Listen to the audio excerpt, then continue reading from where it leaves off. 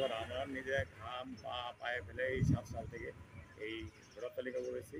এটা আমরা কোনোভাবেই হোক, আমরা অন্য কোনো স্বাধীন কমিশন বা যে কোনো ডিপার্টমেন্টে হোক আমরা এটা দেবো না। এই হলো আমাদের আজকের এই কর্মসূচি।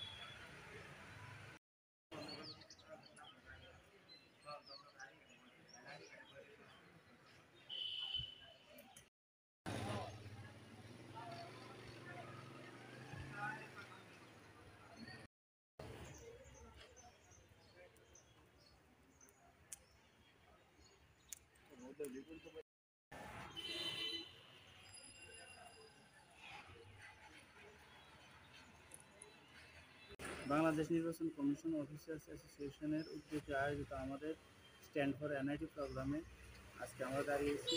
এটা হলো আমাদের একটা প্রতিবাদ কর্মসূচি।